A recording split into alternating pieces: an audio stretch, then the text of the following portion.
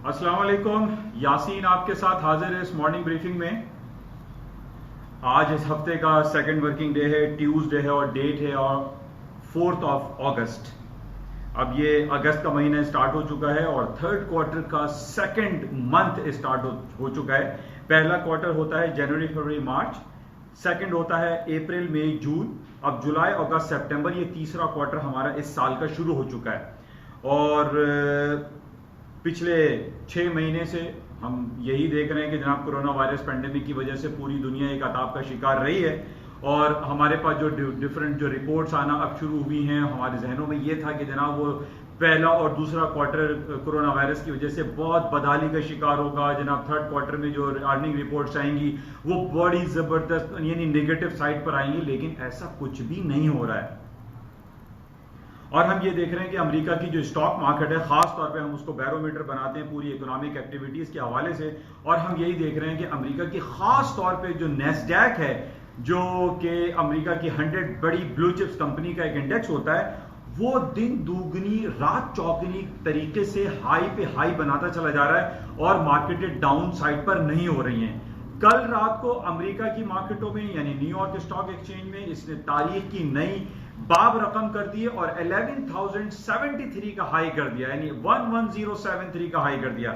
और अभी भी जो हालात और वाकयात हैं वो कोई बरक्स नहीं है, मार्केट अभी भी 11,010, 20 और 50 के करीब चल रही है। और हम यही देख रहे हैं कि ये मार्केट जो है वो हाई पे हाई बनाती चली जा रही है। अच्छा, हमारे पास 2-3 खबरें थी। पिछले हफ्ते मैंने जैसे आपसे कहा कि फैंग ग्रुप की 4 बड़ी कंपनीज की अर्निंग रिपोर्ट थी, Apple, Amazon, alphabet, Google, Facebook, इनकी अर्निंग रिपोर्ट बड़ी जबरदस्त किस्म से आई। और मैं आपको बार बार ये इस बात का जिक्र करता चला आ रहा हूं। मैं बार बार इसलिए आप लोगों को करता हूं ताकि आप लोगों को ये चीज याद हो जाए, आप लोग इस चीज को समझें। आप अपने पोर्टफोलियो को मैनेज करने से पहले आप इन तमाम हालात और वाकयात से बाखबर रहें। और यही देख ली कि मैं पूरी दुनिया का एक समा बांधने की कोशिश करता हूं कि बेसिकली पूरी दुनिया की स्टॉक मार्केटें हायर साइड पे क्यों जा रही है, इसका आप समा चेक करें, कि हालात चेक करें, एनवायरनमेंट को चेक करें कि why the market is going up up up, और उसकी वजह आपको दिखाई देगी। जैसे कि मैंने आपको 2 दिन पहले यह बताया कि ईद उल अजहा और हज, बैतुल्लाह और हज के हवाले से जो सिलसिला पूरी दुनिया में रहा, उसमें देखिए एक पॉजिटिव सेंटिमेंट्स क्रिएट होते हैं।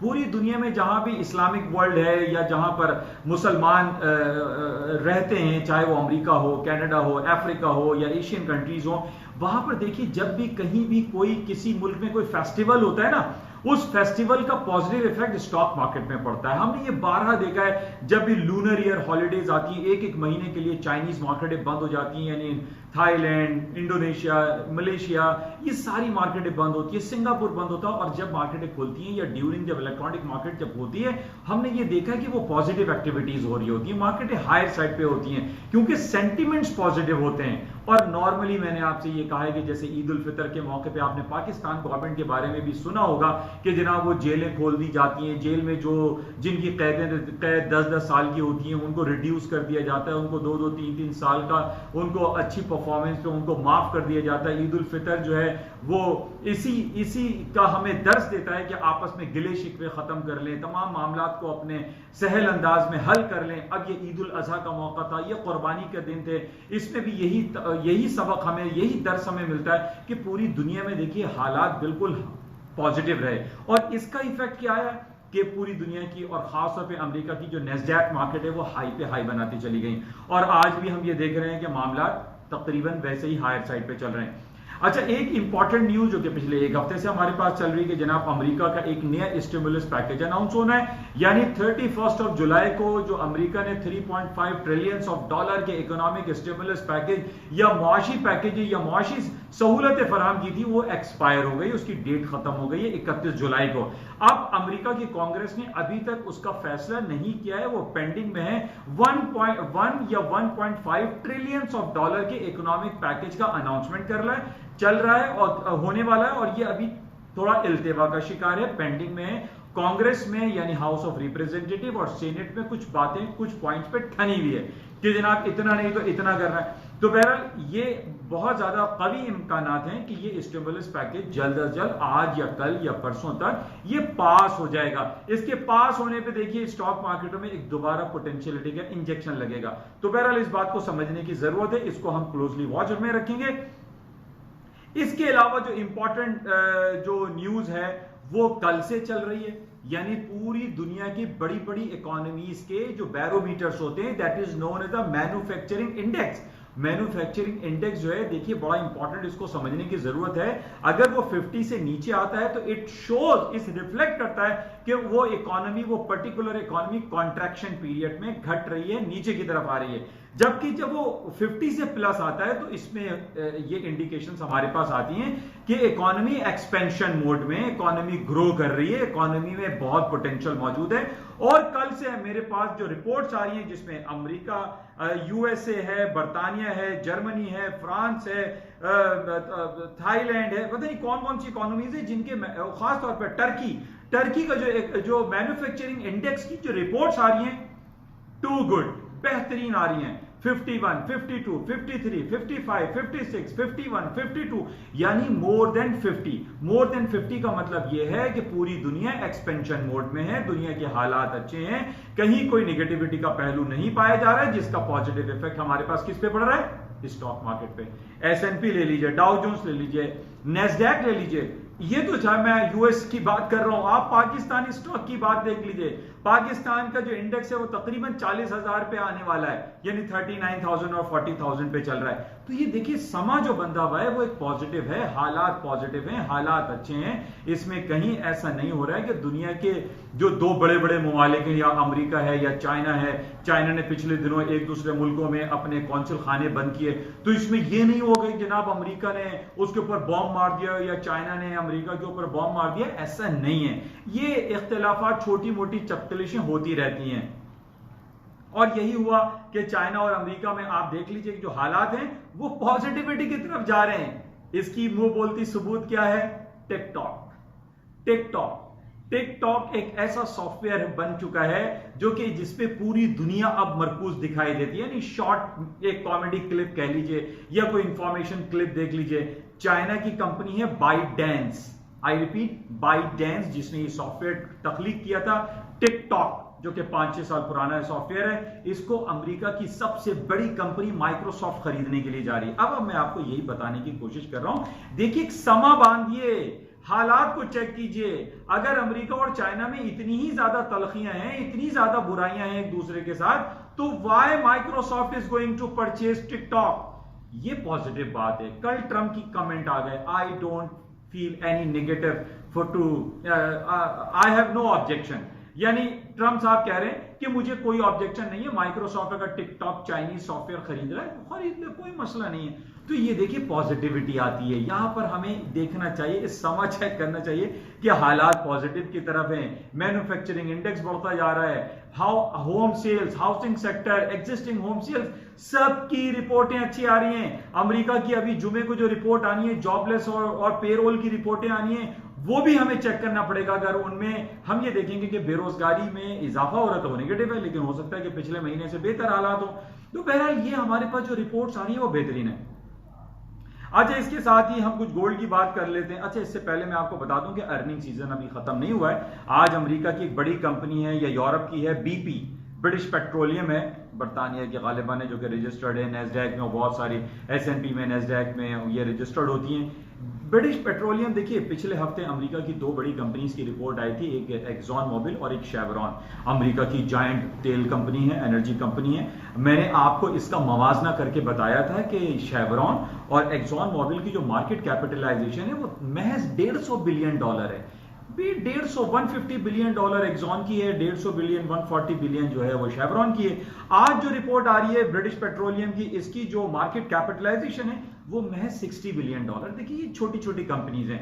लेकिन मैं आपको ये बता दूं ना, फैंग ग्रुप, ये जो जिन्नातों वाली कंपनीज बन चुकी हैं, जिनकी मार्केट कैपिटलाइजेशन जो है जनाब 1500 अरब डॉलर है, कहां 1500 बिलियंस ऑफ डॉलर, जिसको 1.5 ट्रिलियन डॉलर हम कहते हैं, और कहां 60 बिलियन, कहां 150 बिलियन, कहां 200 बिलियन। इनकी क्या आप कंपैरिजन करेंगे इन जिन्नातों वाली कंपनी से, जिसमें फेसबुक है, माइक्रोसॉफ्ट है, alphabet, Google, Amazon, Apple, Netflix, IBM, Intel, Qualcomm, ये बड़ी बड़ी कंपनीज हैं। ये इन कंपनीज का जब आप शेयर वैल्यू और इनकी मार्केट कैपिटलाइजेशन जो चेक करते हैं, तो ये एनर्जी सेक्टर की जो कंपनीज हैं, ये तो गरीब गुरबा वाली कंपनीज हो गई, और इनके रिजल्ट पे कोई मार्केट में कोई नेगेटिव पॉजिटिव का इफेक्ट इतना खास नहीं पड़ता है। अच्छा, तेल की कंपनियों की जाहिर है अर्निंग रिपोर्ट खराब आ रही है। पिछले 6 महीने से हमारी और आपकी गाड़ियां घरों में खड़ी हुई हैं, कोरोना वायरस पैंडेमिक की वजह से, लॉकडाउन और शटडाउन की वजह से, तो जाहिर है इसका लवाला, इसके रिजल्ट खराब ही आने।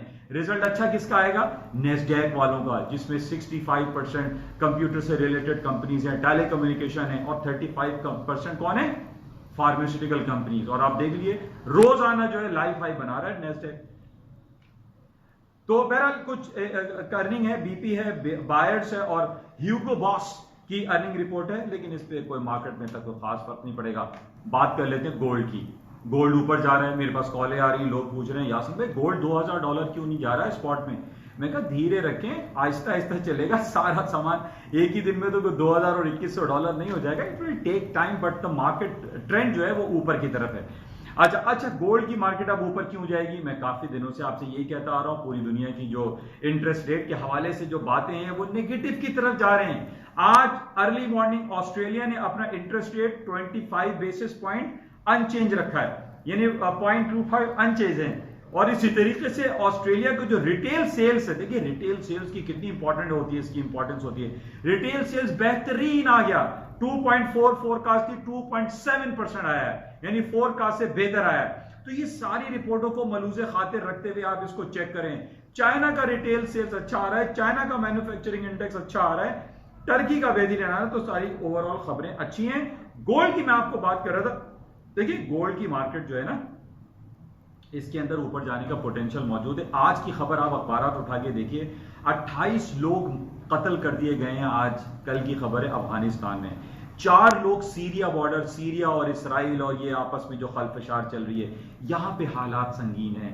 ये सारी जियोपॉलिटिकल सिचुएशन खराब है, इंटरेस्ट रेट की कटौती की बातें चलती रहती हैं, तो वाई द गोल्ड की मार्केट तो ऊपर ही जाएगी। तो ये सारे समा बांधा करें गोल्ड के हवाले से। प्लस इंडिया और चाइना में आप लद्दाख के मुकाम पे दे रहे हैं, हालात तो थोड़े से खराब हुए थे, लेकिन अभी वहां पर चाइना ने काफी इलाकों पे कब्जा कर लिया है। लेकिन आज एक ताजा तरीन खबर मेरे पास ये मौजूद है कि इंडिया ने ये ऐलान किया है कि वो चाइना के साथ अपने तिजारती ताल्लुकात को खराब नहीं करेगा। ये पॉजिटिव खबर आ गई आपके सामने। अब इस पॉजिटिविटी का इफेक्ट स्टॉक में आएगा, कम आए ज्यादा है, लेकिन trend is your friend. Stock मार्केटें ऊपर की तरफ रहेंगी, जिस तरीके से गोल्ड की कीमतें ऊपर की तरफ जा रही हैं। तो बहरहाल ये कुछ इंपॉर्टेंट खबरें थी, आपके साथ शेयर कर ली गई। मैं उम्मीद करता हूं कि इन तमाम खबरों से आपको कुछ ना कुछ इस्तेफादा जरूर हासिल होता होगा। और कुछ खबरें हमारे पास लोकल स्टॉक्स के हवाले से मैं कुछ शेयर कर लूं आपके साथ। ग्लोबल मार्केट ऊपर की तरफ जा रही है, कराची स्टॉक एक्सचेंज ऊपर की तरफ जा रहा है। एक इंपॉर्टेंट नेगेटिव खबर है पाकिस्तान के लिए, जो एक आम आदमी के लिए नेगेटिव है। 8.6% हमारा इन्फ्लेशन था, इन्फ्लेशन रेट हमारा बढ़ गया 9.3%। आटा, दाल, चावल, चीनी, इन तमाम चीज़ों के रेट बढ़ गए। मैं दरख्वास्त ही कर सकता हूँ इमरान खान हुकूमत से, हुकूमत पाकिस्तान से, जो गरीब गुरबा हैं उनका ख्याल किया जाए, या सब्सिडी को आप ज़्यादा से ज़्यादा प्रमोट करें। मैं तो पहले ही लोगों को कहता है कि अगर सिगरेट का एक पैकेट 100 रुपए का था, उसको 1000 रुपए कर दें, बाकी 900 रुपए गरीबों को आटा, दाल, चावल में सब्सिडाइज कर दें। ये होना चाहिए।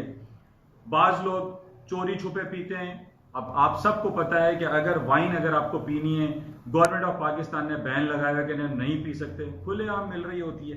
तो मैं तो ये कहता हूं कि शराब की बोतल को भी 5000 की जगह 10,000 कर दें। वो 5000 जो ऊपर से मिले उसको सब्सिडाइज कर दें गरीबों को। तो हमें कुछ ऐसे फार्मूले बनाने चाहिए कि गरीबों का फायदा हो।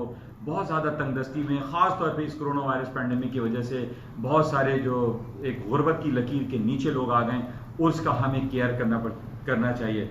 इसके साथ ही मैं पाकिस्तान के कराची के ख़ास तौर पे लेफ्टिनेंट जनरल जनाब मोहम्मद अफजल साहब को मैं खुशामदीद कहता हूँ और उनको ये जो पाकिस्तान कराची में ख़ासतौर पर सफाई के हवाले से बहुत ज़्यादा अमली काम कर रहे हैं। मेरी उनसे गुजारिश है कि कराची को वो खूबसूरती दोबारा दे दीजिए।